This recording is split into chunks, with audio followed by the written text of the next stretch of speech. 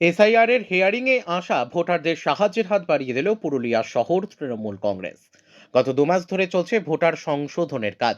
সে মতো নিজে নিজেও নথি নিয়ে এসআইআর এর ফর্ম ফিল আপ করেছেন। তাদের মধ্যে অনেকেরই ডাক পড়েছে হিয়ারিংয়ে। সকাল থেকেই পুরুলিয়া 1 নম্বর ব্লকে হিয়ারিংয়ের জন্য লাইনে দাঁড়িয়ে ভোটাররা। সেই সকল ভোটারদের কথা মাথায় রেখে লাড্ডু এবং জলের বোতল তুলে দেওয়া হলো পুরুলিয়া শহর তৃণমূল কংগ্রেসের পক্ষ থেকে। আজ পুরুলিয়া 1 নম্বর ব্লকের সকল ভোটারদের হাতে এই জলের বোতল এবং গুড়ের লাড্ডু তুলে দেওয়া হয়। তারা জানান, ইলেকশন কমিশন সাধারণ মানুষকে হয়রান করছেন এবং নাম থাকা সত্ত্বেও তাদের ডাকা হচ্ছে হিয়ারিংয়ে। ছোট ছোট শিশু নিয়ে লাইনে দাঁড়িয়ে রয়েছেন মায়েরা। তাদের হাতে স্বল্প জলের বোতল এবং গুড়ের লাড্ডু তুলে দিলাম। উপস্থিত ছিলেন পুরুলিয়া জেলা পরিষদের সভাধিপতি নিবেদিতা মাহাতো, পুরুলিয়া শহর তৃণমূল কংগ্রেসের সভাপতি কাজল ব্যানার্জি, প্রাক্তন কাউন্সিলর প্রদীপ দাগা, প্রাক্তন কাউন্সিলর ফয়জাল কামাল, আশরাফ শাহী সহ অন্যান্য ব্যক্তিবর্গ। কি বলবেন? দেখুন, এটা উদ্যোগ নয়।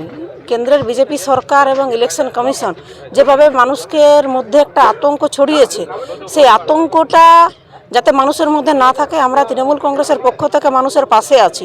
আজ নয়, আমরা 365 দিন 24 ঘন্টা মানুষের পাশে আছি এবং তাদেরকে আশ্বস্ত করা যে বিজেপি সরকার এবং ইলেকশন কমিশন যাই করুক, বাংলায় কিন্তু তাদের কোনো জায়গা নেই।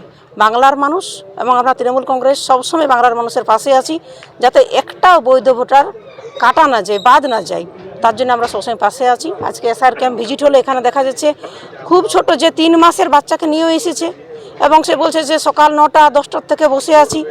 এবং আমরা দেখছি বয়স্ক আছেন, কেউ হ্যান্ডিক্যাপ আছেন, কেউ হয়তো কারো বাড়ির লোক কেউ নেই, তারাও লাইন দিয়ে বসে আছে। তো এইভাবে হ্যারাসমেন্ট করা হচ্ছে। আমরা জাস্ট পাশে আছি তাদের সাথে এবং এটাই আশ্বস্ত করা যে যতই করুক তৃণমূল কংগ্রেস মানুষের পাশে আছে, মানুষের জন্য আছে। आप देख रहे हैं न्यूज़ UNI।